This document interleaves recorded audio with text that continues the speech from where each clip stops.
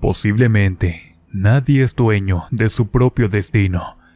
Y a veces, cuando se busca asegurar las cosas para el porvenir, cometemos errores que resultan mucho peores.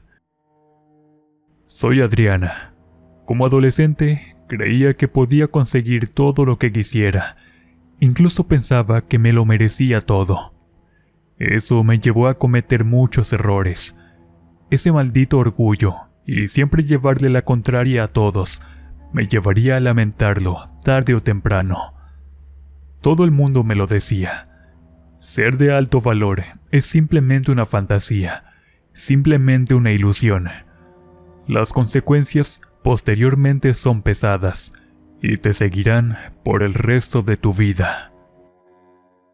Dentro de mi vida libertina y llena de excesos, concebí a Alejandra, mi hija.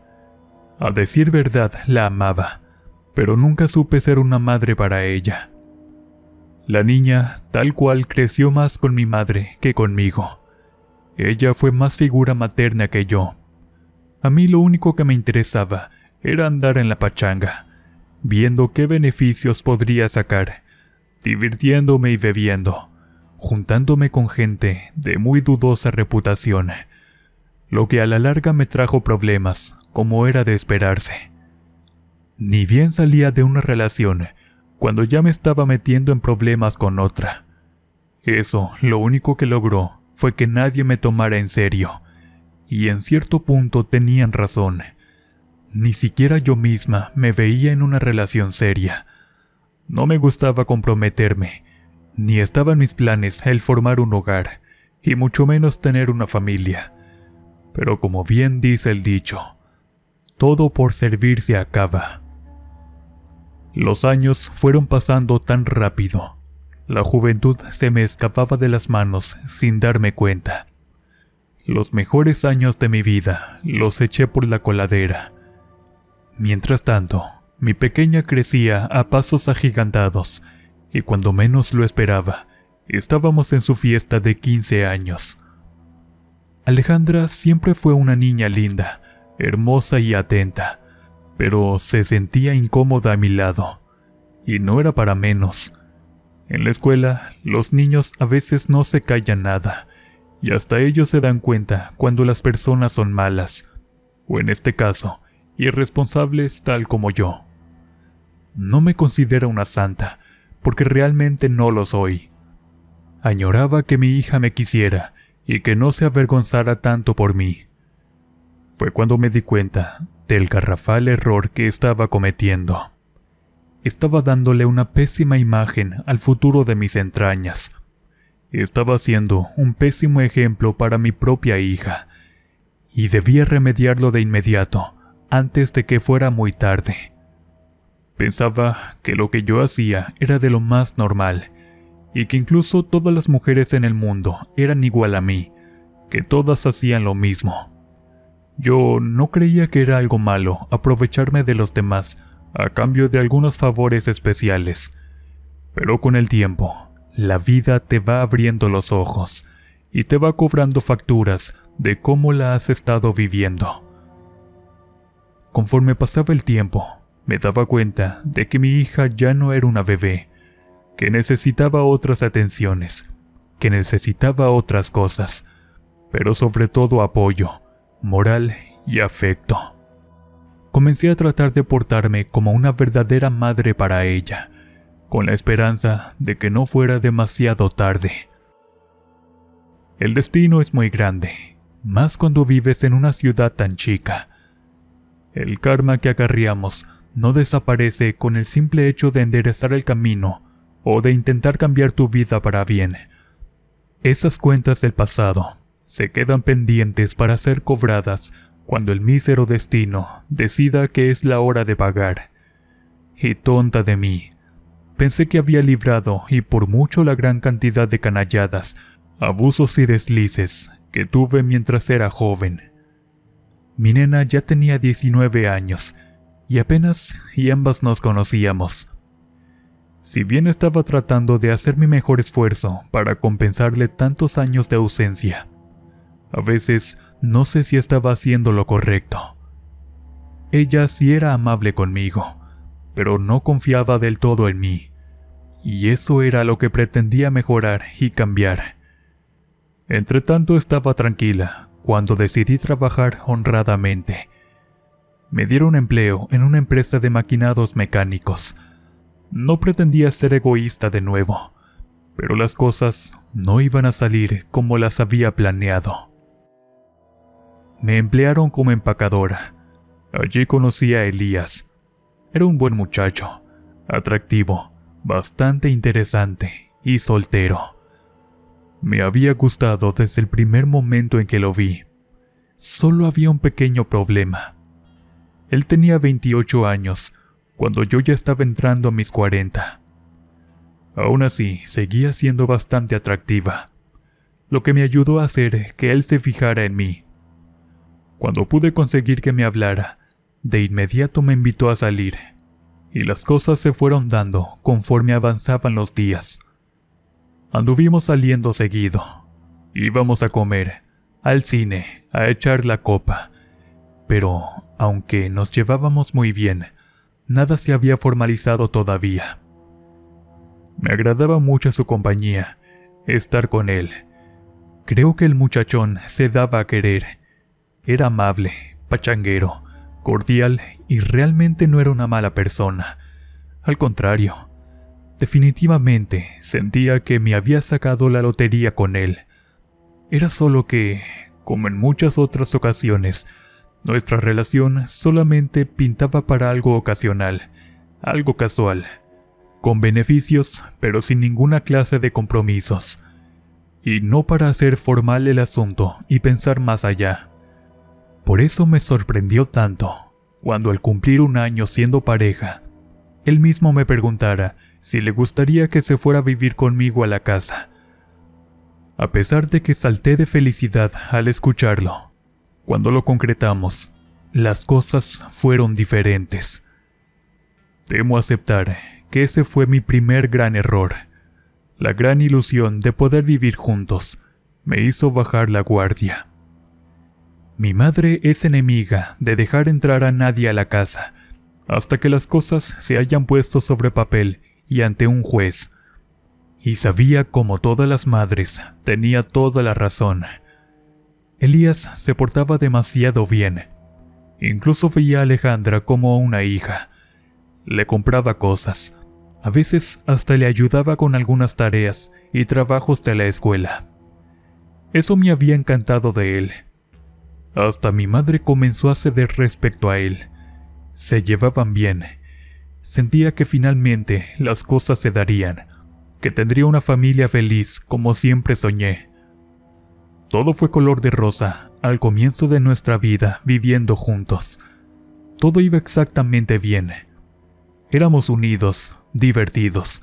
Salíamos a todas partes como dos jovencitos enamorados. Íbamos a comer a lugares populares. Todo estaba perfectamente bien. Éramos inseparables, casi como un equipo. Y otra de las ventajas era que al trabajar en el mismo lugar, esperábamos para salir juntos y regresábamos de igual manera.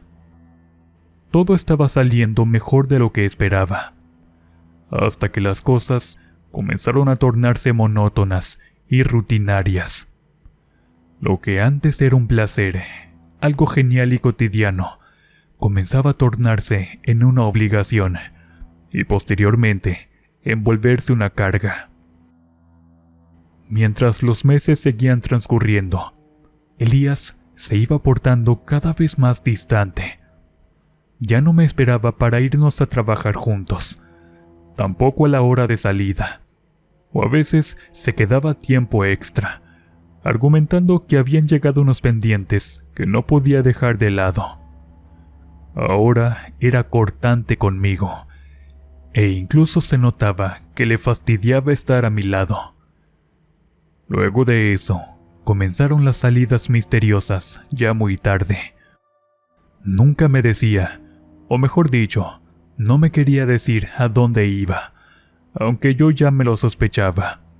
Y cuando yo trataba de cuestionarlo, se ponía a la defensiva, hacía berrinche y hasta se hacía la víctima, como si lo estuviera atacando sin fundamentos. Se molestaba, o incluso mejor no iba. Pero luego de muchos reproches, finalmente accedía a que él se fuera. Él tenía llaves, sabía que podía entrar a la hora que quisiera. Pero más adelante, eso comenzó a dejar de importarle. Se arreglaba demasiado, se perfumaba, y se iba sin más explicaciones, sabrá Dios a dónde, sin despedirse. Cuando llegaba, que no era siempre, era muy tarde en la madrugada, o a veces no llegaba, y yo como tonta lo esperaba hasta altas horas de la noche para darle de cenar, y hasta eso a veces no quería. Algo estaba pasando, y no tardaría en averiguar de qué se trataba. Dicen que a veces hay cosas que es mejor no saber, que a veces es mejor dejar que pasen solas, para que la situación se normalice por sí sola. Con mi mamá y con Alejandra seguía llevándose muy bien. Ellas lo querían, hasta cierto punto, creo que más que a mí. Y es que a pesar de todo, probablemente ellas no me habían perdonado del todo mi liviana vida del pasado. Como sea, el asunto era que yo no entendía por qué Elías me trataba de esa forma. Si yo era atenta con él todo el tiempo, cariñosa, comprensiva con él, tolerante y hasta permisiva. Incluso a veces ni siquiera le cuestionaba a dónde iba, con tal de no verme demasiado encimosa. Sabía perfectamente que Elías estaba haciendo algo indebido. Y para mi desgracia, las sospechas que tenía de mi enamorado, dolorosamente resultaron ser ciertas. Una tarde mientras se bañaba, dejó desbloqueado su teléfono para que pudiera cambiarle la música fácilmente, sin necesidad de salirse de la regadera. Lo aproveché para poder revisarlo. Tenía decenas de conversaciones con otras mujeres, y no solo eso. Para mis pulgas, había muchas conversaciones donde se escribía esas pláticas demasiado fogosas con otras mujeres. Pero eso no era lo peor. Había cientos de fotografías de esas malditas fulanas, algunas demasiado provocativas. Y lo peor de todo es que él aparecía con ellas en la mayoría, muy contento y divertido. Elías se estaba aburriendo de mí, eso era obvio, y eso me molestó mucho. Me hirió en lo más profundo, pero sobre todo en mi orgullo. Estaba lastimada, pero también molesta, rabiosa. Yo quería de verdad a Elías, y pensé que era el hombre ideal para mí, pero lo que antes se había tornado algo bello, algo bueno, algo que pudo funcionar, ahora se estaba convirtiendo en una obsesión en mi cabeza, en un capricho, en un berrinche. Deseaba que fuera mío. Me costó mucho trabajo convencerlo, como para que ahora me saliera con estas cosas. A pesar de que quería hacerle algo para que se quedara ahora a la fuerza, no tenía ni la más remota idea de cómo hacerlo, ni qué era lo que necesitaba para conseguirlo. Estaba rumiando mis penas en la fonda de la esquina, cuando Silvia, una gran amiga desde hacía años, me vio lamentando mis penas sola, como si a nadie más le importara. Ella es una de esas personas que, aunque no tiene mucho, siempre estará en la mejor disposición de al menos brindarte un buen consejo o darte un gran abrazo. Eso era justamente lo que necesitaba en ese momento, tanto el consejo como el abrazo. Cuando le conté a Silvia lo que había sucedido entre Elías y yo, ella escuchó atentamente, como si planeara algo desde el primer momento en que comencé a hablar de él. Ella es una persona un tanto alocada. No es mala, pero tiene formas muy raras de ver la vida. Y justo cuando terminé de relatarle todo acerca de mi triste situación, me hizo una sugerencia que de inicio pensé que sería una locura, pero en ese momento cualquier solución me parecía adecuada. En ese momento pensé que sería capaz de hacer cualquier cosa con tal de mantener a Elías a mi lado. Incluso pensé en obligarlo a quedarse, y fue cuando Silvia me sugirió ir a visitar a una bruja. Si bien no era totalmente creyente, nunca pensé que esas cosas realmente funcionaran. Se me hacía algo como meterse con fuerzas más grandes que nosotros, por lo que al principio le dije que lo pensaría y que me daría chance de poner mis ideas en orden. Ella accedió, y nos quedamos de ver una semana después para acordar y visitar a la mentada bruja. Creía tontamente que las cosas en casa se resolverían por sí solas, pero Elías, en lugar de mejorar, de darme alguna clase de explicación o siquiera una disculpa, comenzó a comportarse aún más extraño, más de lo que por sí ya lo estaba haciendo. Y ahora ni siquiera avisaba, sencillamente se me desaparecía cuando quería, y venía a veces hasta días después, como si nada pasara. Con Alejandra se seguía llevando de maravilla, pero a mí era a la que evitaba, a la que evadía, y luego se comportaba como si nada, como si todo fuera normal. No resistí más su indiferencia. Ya no veía avance en esto, y tampoco mejorías. Fue entonces que decidí tomar las riendas de la situación, de hacer lo que dejara de burlarse de mí, porque para mí esa era una clara señal de burla. Y finalmente accedí que Silvia me llevara con esa mentada bruja. No tenía otra alternativa, y esto ya era para mí algo insoportable. A Silvia le dio mucho gusto que me decidiera en hacerlo. Acordamos vernos con la señora en su local, por lo que fuimos al mercado de Sonora para plantearle el tema. Estaba desesperada realmente, y me había quedado sin opciones ni alternativas. Esta era la única manera de bajarle los humos a Elías, y de que se quedara conmigo para siempre. Pero la bruja nos dijo que no sería del todo recomendable hacerlo. Según nos aclaró, los amarres no se hacen así como así. Tienen sus riesgos, tienen sus reglas, y pudiera ser que salieran contraproducentes, es decir, que no resultaran como se planearon. Si hubiera escuchado a la señora, en vez de ponerme tan difícil y de insistir tanto en que lo hiciera, las cosas habrían sido muy diferentes. Pero estaba obsesionada, molesta y decidida a que ese estúpido de Elías no se iba a seguir burlando de mí. La bruja me hizo una advertencia final. Me dijo que si estaba totalmente segura de hacerlo, ella no se haría responsable de las consecuencias. Le dije que me valía gorro, que asumía la total responsabilidad de lo que pasara, y que estaba dispuesta a cualquier cosa con tal de que las cosas salieran como yo quería. Y así lo hizo. Cabe mencionar que hasta Silvia estaba poniéndose del lado de la bruja. Pensaba que a lo mejor no había sido una buena idea el meternos con esas cosas. Pero ya era demasiado tarde. El trabajo estaba hecho. Solamente había que esperar para ver si había funcionado, o si había caído en manos de una charlatana. Cabe mencionar que esa noche Elías no llegó a casa. Como siempre pensé arrogantemente, después de todo no había hecho una gracia, no tenía derecho a hacer lo que hice, a pensar de esa manera e intentar controlarlo en contra de su voluntad. Sin embargo, como dije, era tarde para arrepentirse. El trabajo estaba hecho y ya no se podía dar marcha atrás. No era consciente de mis acciones y no había reparado que en el pasado no había sido tan buena persona como debía serlo, y eso repercutiría de una forma o de otra en mi decisión.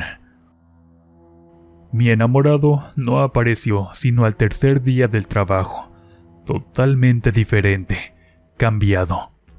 Se notaba raro, pero bien, y lo mejor de todo, era complaciente, atento, amable. Volvió disculpándose, y como si fuera otro. No podía creer que el trabajo de amarre realmente haya funcionado. Y entonces se me vino a la mente de que quizás la bruja y Silvia se habían equivocado, que probablemente habían sido demasiado pesimistas con los hechos, porque Elías estaba encantador, cariñoso. Me volvió a prometer el cielo, la luna y las estrellas. Volvimos a salir juntos, igual que las primeras veces que nos enamoramos. Estaba feliz en verdad. Me sentía halagada de ser amada y deseada nuevamente por el hombre que me gustaba. Me sentía plena y llena de atención, pero la arrogancia me trajo a tierra nuevamente. Si era bien cierto que todo salió igual o mejor de lo que deseaba, pero también era verdad que no podía olvidar el verdadero motivo por el que inicialmente pedí el trabajo de amarre. No era para que Elías se volviera a enamorar locamente de mí.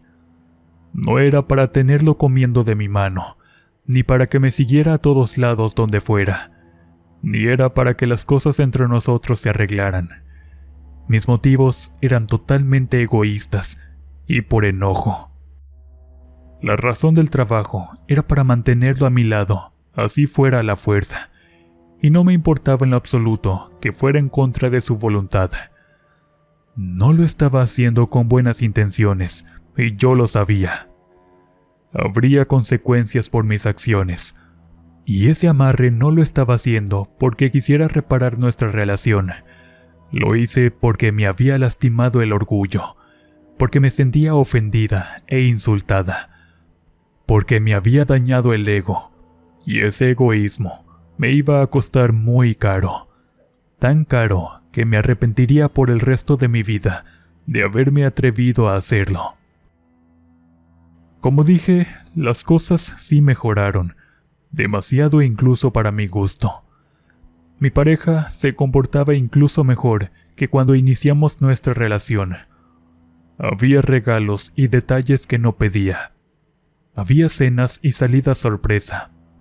Todo era perfecto, pero llegó el momento que incluso la perfección cansa, pues al paso de los meses comencé a resentir ese exceso de atenciones, sus muestras de cariño, sus atenciones, sus mimos se me empezaban a hacer exagerados y hasta ridículos. Todas esas muestras de cariño comenzaron a ser fastidiosas, aburridas y tediosas, y me empecé a sentir acorralada. Ahora era yo la que se alejaba, la que trataba de distanciarse para no estar con él. Me sentía acosada, asediada por tanto aprecio. Nunca lo engañé, nunca salí con nadie más, y mucho menos me acosté con otros hombres. De eso tengo la conciencia tranquila al menos. Pero sí buscaba la manera de estar el mayor tiempo posible alejada de él. Llegó el momento en que me ocupaba más en el trabajo. Comencé a tener que pedir horas extras con tal de tener algo de espacio para mí, de mantenerme lejos de él, especialmente en mis días, porque realmente cuando me tenía cerca, no se me quitaba de encima. Pero eso ocasionó que las cosas comenzaran a cambiar para mal en otros aspectos de nuestras vidas. Comencé a notar que Elías se comenzaba a llevar mucho mejor con Alejandra. Si bien lo había hecho desde el momento en que se conocieron y se llevaban de maravilla desde que él vivía en mi casa, ahora parecía que se habían vuelto extremadamente cercanos, más de lo que me gustaría que fuera, para ser sincera. Y por andar distraído viéndome, una tarde él se lesionó de la rodilla. Lo llevaron a urgencias y dijeron que no podría trabajar, por lo que tuvieron que incapacitarlo, lo que lo mantendría en reposo total. Se quedaría en casa por lo menos un mes. Y claramente, las cosas extrañas comenzaron a empeorar, no solo para mí en lo personal, sino incluso en mi rendimiento y desempeño en el trabajo. Por si eso no fuera suficiente, las visitas de Alejandra comenzaron a hacerse cada vez más frecuentes, más seguidas. Mi hija le llevaba de comer a Elías, le lavaba la ropa, lo cambiaba, lo atendía. Estaba al tanto de todos sus cuidados, mientras yo estaba atenta a mi trabajo. El amarre, como dije, había resultado mucho mejor de lo que yo esperaba. Y un día me llamaron de la oficina administrativa para que atendiera una llamada telefónica de mi madre. No iba a atender, pero me dijeron que era algo muy grave. Cuando respondí, mi mamá estaba preocupada y molesta. Se le notaba en el tono de voz que algo no estaba bien. Me decía, o mejor dicho, me reclamaba, que Alejandra estaba muy cambiada, que tuviera cuidado de estar más tiempo en casa, pues mi hija le platicaba cosas que estaban totalmente fuera de lugar y de todo contexto normal. Ella no estaba viendo a Elías como una figura paterna o como un tutor, sino que sus comentarios hacían entender que ya lo miraba como algo más. Sinceramente, estaba tan harta de todo que le resté importancia a la llamada de mi mamá. Le dije que sí, que me haría cargo de las cosas, pero el exceso de atenciones de Elías y su enfermedad me tenían aturdida. Sinceramente, ya estaba hasta el gorro de todo. No soportaba estar en la casa por mucho tiempo, y cierta tarde que se fue la luz, tuve que volver temprano a casa.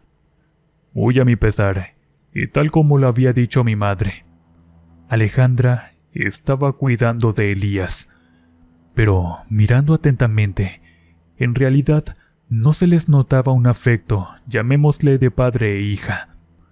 Él le agarraba las piernas muy frecuentemente. Mientras tanto, ella se sentaba demasiado cerca de él. Yo estaba tan cansada y fastidiada que solamente le llamé la atención levemente a Alejandra y me fui a dormir. Las cosas se normalizaron, según yo pensaba, pero estaba tan ciega que no era capaz de ver el riesgo. Algo malo estaba a punto de desatarse en mi casa. Pasaron las semanas y finalmente el cansancio me cobró factura.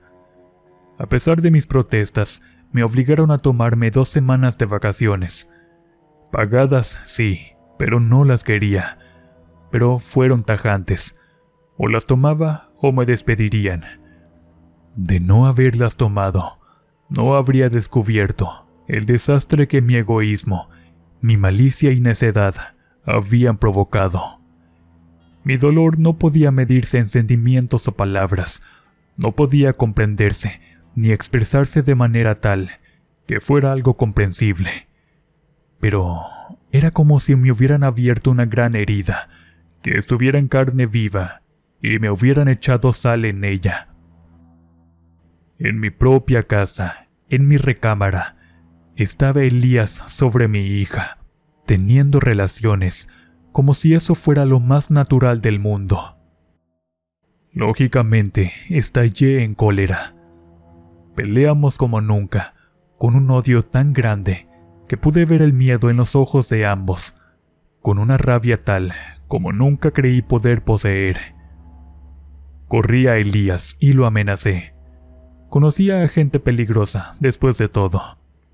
A pesar de todo, él aceptó irse sin decir nada, pero a pesar de que Alejandra accedió a quedarse conmigo, podía sentir su incomodidad, su tristeza y su enojo, pues ella logró lo que yo no pude.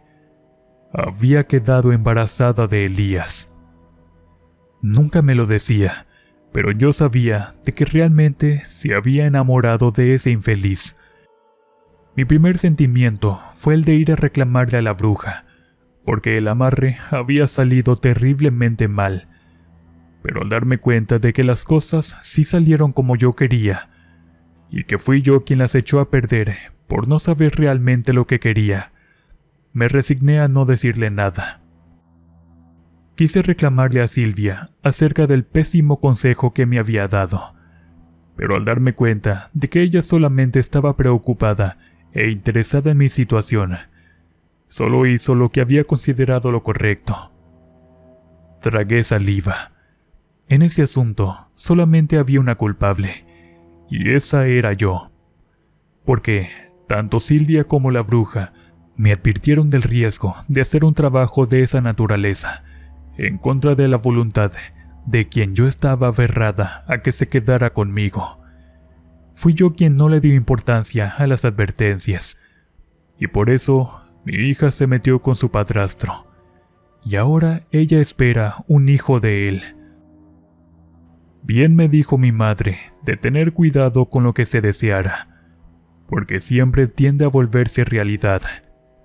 Ya es tarde para arrepentirse de lo sucedido, y mi castigo será vivir con la eterna angustia, pero sobre todo con la culpa de haber hecho un amarre que salió terriblemente mal.